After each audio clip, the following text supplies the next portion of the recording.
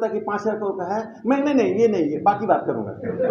तो मैंने वही, मैं आपको एकदम हृदय से बता रहा हूँ, मैं झूठ बोलने की मेरी आदत नहीं। और जीवन में श्रेय क्या, दिनकर जी को किस श्रेय लेने गया, रश्मि रची जी के श्रेय लिया, कौन मैथिली शरण गुप्त को श्रेय देने गया था, कौन महात्मा गांधी को श्रेय देने गया था, कौन डॉक्टर हेडगेवार को श्रेय देने गया था। श्रेय की लड़ाई वो लड़े जो बड़े महलों में रहते हैं। मेरी माँ एक सामान्य परिवार की थी, मैं बचपन में 2 रंग का चप्पल पहनता था और मैं सामान्य लोगों के साथ जीना चाहता हूं। मैं भगवान से प्रार्थना करता हूं मैं मरूं तो जातिवाद, धनवाद, ठेकेदारीवाद, ठेका दिलवाना, पैसे की वसूली करना ना करना, ये सब मेरे संस्कार में नहीं है, किसी राजनीतिक कार्यकर्ता के संस्कार में होता है।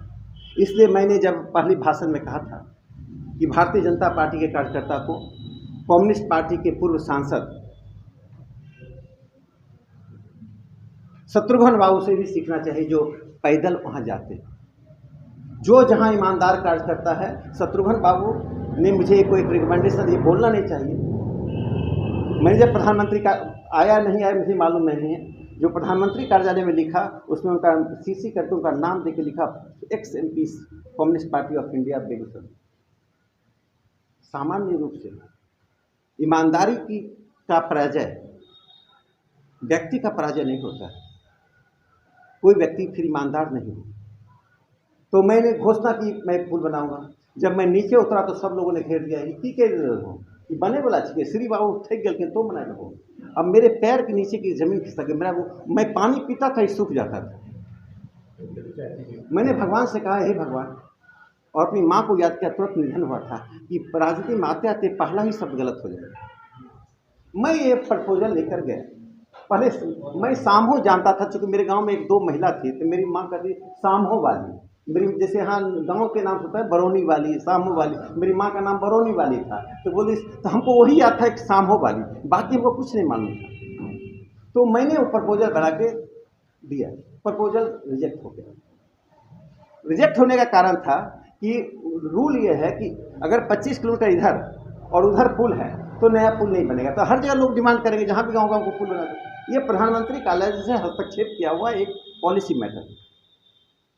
दूसरी बार मैं गडकरी जी के पास उनके कमरे में गया, मैं आपको यथावत ईश्वर की शपथ खाता हूँ क्या, बाकी मुझे कुछ मतलब नहीं, ये सब चीज़ को छोड़ दीजिए, तो भूतकाल की बात है, कहानी हो गई। एक पांडे जी नाम के पदाधिकारी को गडकरी जी ने कहा राकेश जी से बात कर लीजिए, होना होगा तो कीजिए, नहीं होना तो मना कर दिए। रोज रोज मुझे पकड़ते हैं, सीधे मना कीजिए, इनको दोहराइए नहीं। उन्होंने कहा कि संभव नहीं है, और सच कहूँ मेरे दोनों आंखों से एक एक बूंद पानी। बोले सर आप सांसद हैं, आप कैसे कर। उन्होंने अपने रुमाल से कहा, उनको थोड़ी मेरी परेशान और नेचुरल लगी।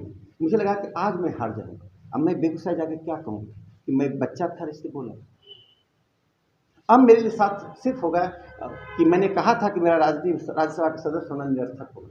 मैंने सोच लिया कि नहीं बनाया, मैंने भगवान को याद किया, तो किसी बहाने मैं राज्यसभा छोड़ दूँ, बेगूसराय जाऊँगा अपने मातृभूमि के नाते, एकदम मन में ही भाव।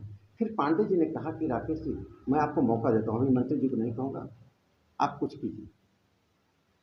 फिर मैंने राजकिशोर जी को फ़ोन लगाया, इनका फ़ोन व्यस्त आया। अच्छा मुझे कुछ नहीं मालूम, अब मैं उसको क्या कर दूँ। मुझे सामहो पुल मालूम था, किस ये भी ठीक से मैं ज्ञान नहीं था कि गंगा नदी ही है, नर्मदा है कि गंगा, ये भी नहीं मुझे मालूम था, गंडक है। मैं एकदम कन्फ्यूज था और नर्वसनेस आ रहा था। 4-5 लोगों को फ़ोन लगाया उस दिन, किसी का जिनका फ़ोन कभी नहीं लगता था उन्हीं का फ़ोन सबसे पहले लग गया, लल्लू बाबू। मैंने कहा जी ऐसा ऐसा संकट आ गया है, और बड़ा गडकरी जी का मंत्रालय भरा पड़ा था, सारे MP काम के लिए आते हैं, वो सबका निपटारा करते हैं।